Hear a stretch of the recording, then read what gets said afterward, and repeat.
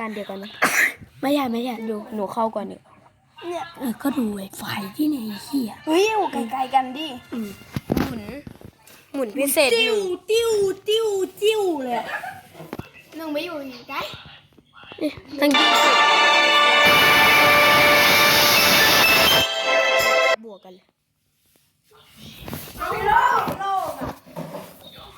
หนึ่งปล่อยให้มันดู เน็ตเองเลยนะ ตะโมอะครับพี่รู้จักไหม พ่อมีเสียงเท้าลอยไหม ไม่เคยว่ะ อยากมาละ พี่อยู่จังหวัดอะไรอะกวนอยากเจอไหมพี่ รอบเรียน เชียงรายหาดใหญ่ตรงขายที่ร้านภูเก็ต101มา อยากได้อะไรอะใบแล้วเนี่ยไม่กด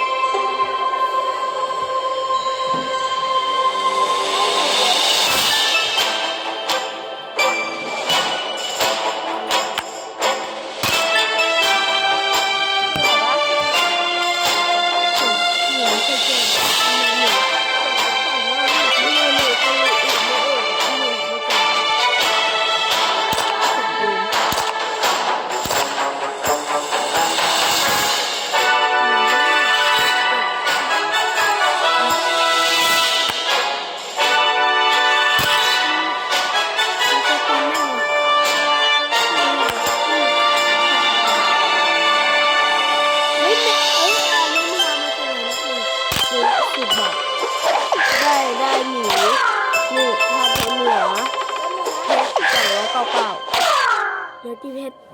เหลือ14สุ่มไม่นั่นเลยเมื่อกี้นะ เติมเงินของเด็กเขาจะ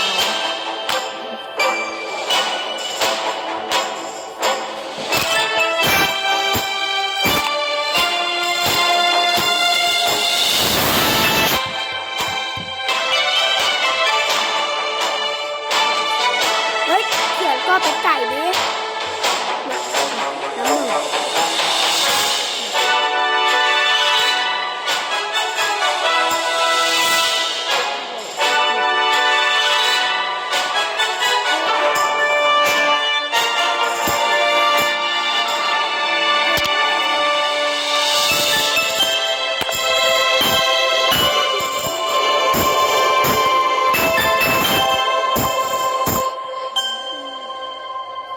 ไม่ขึ้นเหรอเน่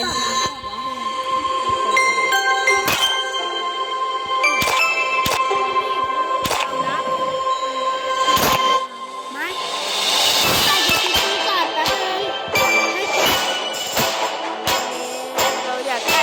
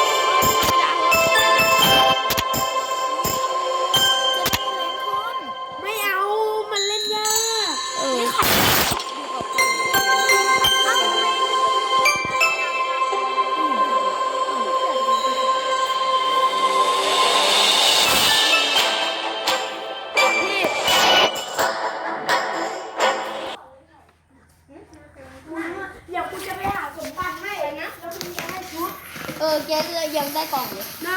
ผมยังได้กล่องแล้วเจอต่างได้หนึ่งประยุกต์ไปแกฮะเจอละ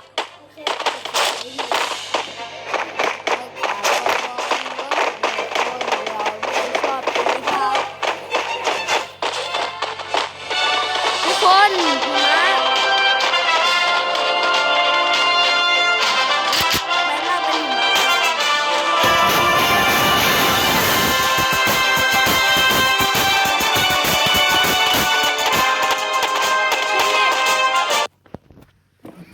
ปั้นตัวหินค่ะชิบหายค่ะ อุ้ยใหญ่แล้วมาเปิดเลยเหรอชิมหอยแล้วเข้าแล้วไปหาสมบัติเสร็จค่ะจะตายขอลง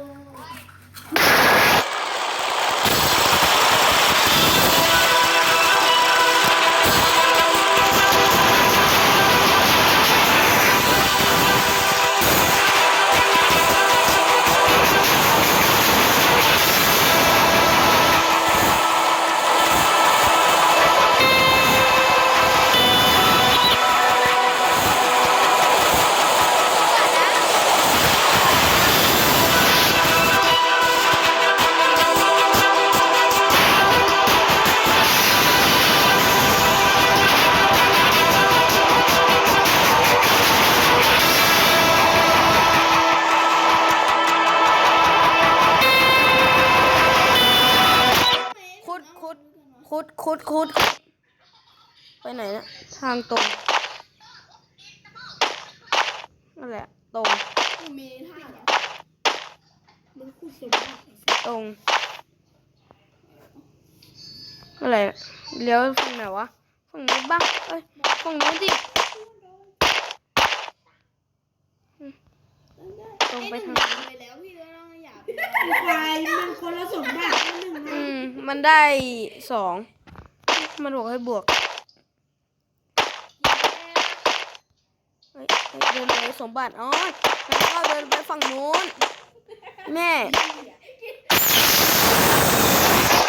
พี่ฝั่งนี้เนี่ยตรงหนูอยู่อ่ะมาขุดฝั่งหนูมาขุดฝั่งหนูเปิดเลยได้แล้ว เราได้ที่ฆ่าตัวตายแล้วไม่ต้องถ้าใครตัวตายมันจะอยู่ก็ฝั่งไหนสูงสุด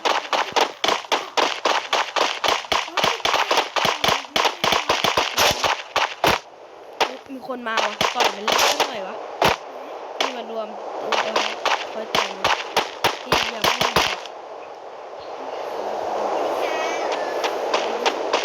อย่าเพิ่ง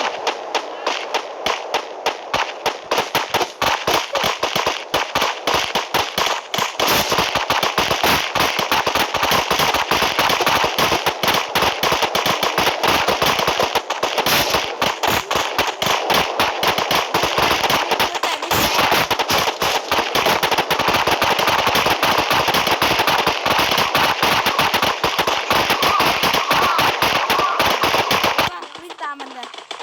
วิ่งไล่มันนี่กับหมาเลย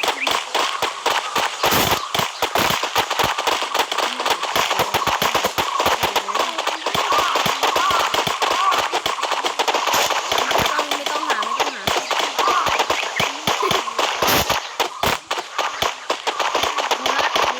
ฆ่ามันไง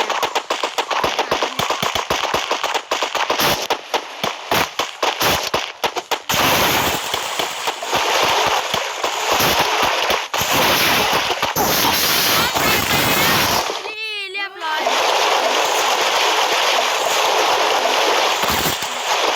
เอาปืนมาเลย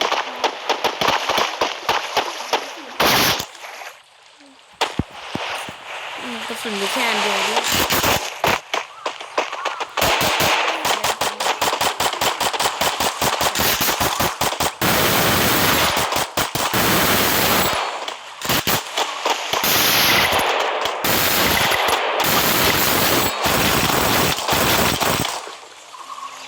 อันนี้มาเล่นดีกว่าปืนแม็กก็เป็นแบบจำไว้บัตรทั้งนั้น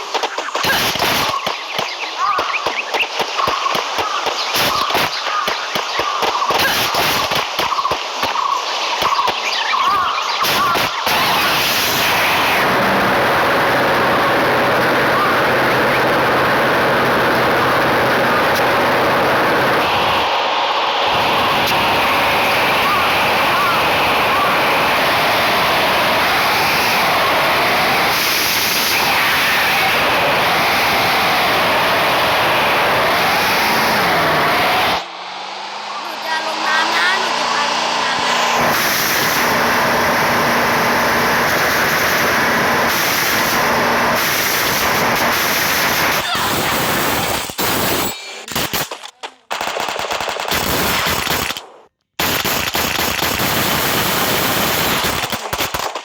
แม่งยิงมัน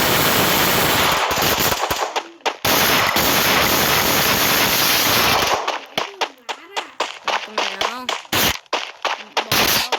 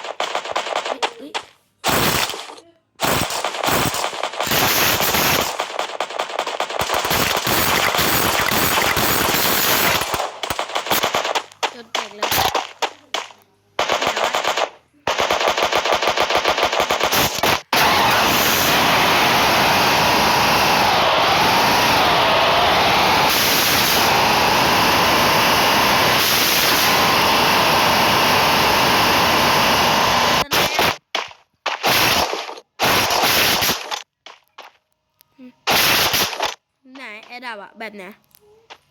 มือหนูแอร์ดับอะ ต้นมาเมื่อกี้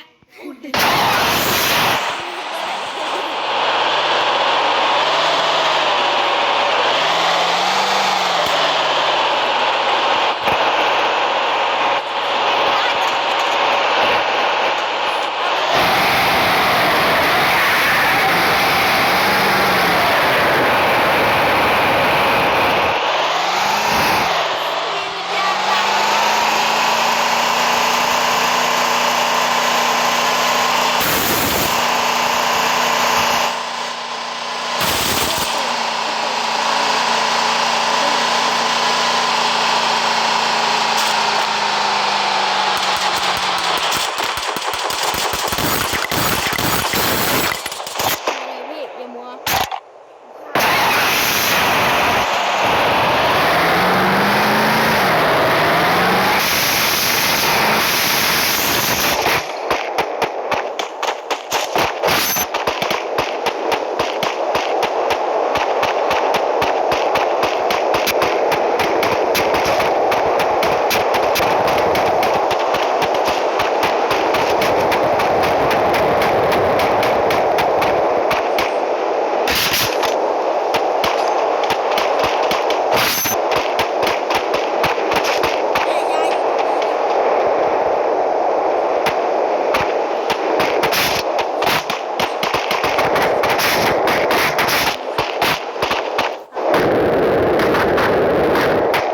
เล่นกันอยู่เลย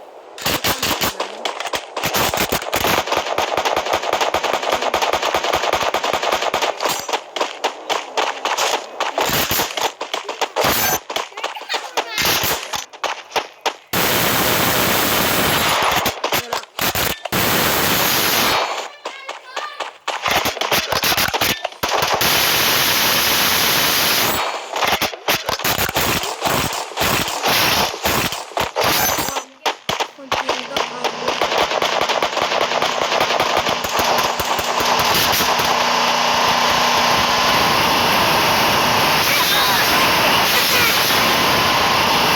ไอ้เหี้ยโป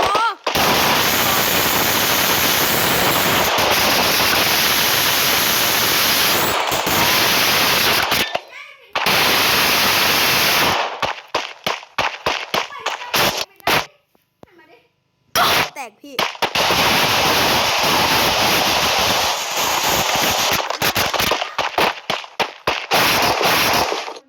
โอ้ยเน็ตไป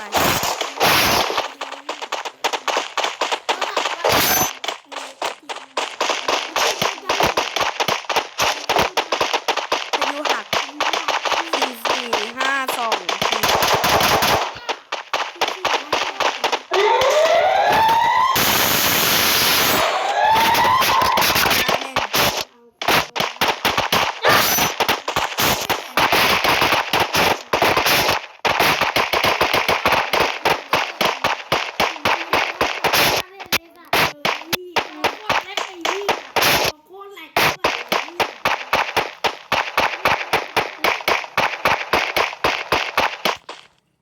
พี่ลองเจอคน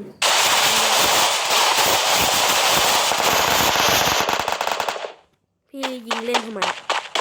อ๋อนึกว่าแอร์ดรอปอยู่ไหน ที่แท้อยู่บ้านบนหลังคาวิพายุหักขึ้นหลังคาเลย เอาปืนรัวแล้วขึ้นจับขึ้น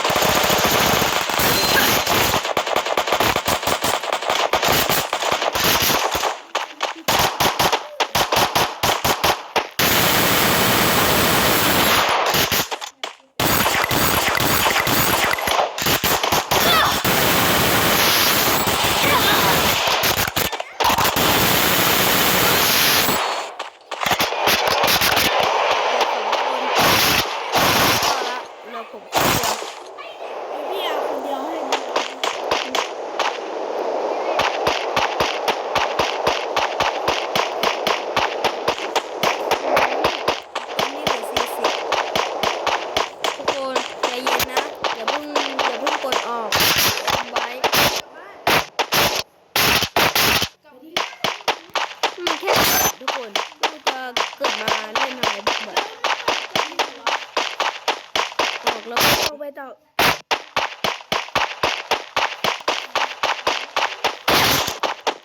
ของที่ เฮ้ยผัดตากันเล่น มันจะทำแบบแล้วดูแบบมีสัตว์จะตี สัตว์ตั้งแต่41 ตีเนี่ยตีกินเบ็ดเนี่ย 41เฮ้ยทำไมมึงชอบเล่นปืนนี้วะ เนี่ยปืนนี้ยิงรัวดีปืนนี้ยิงตึ๊ดตึ๊ดเรามาวิ่งนอกวงเราบ้าไป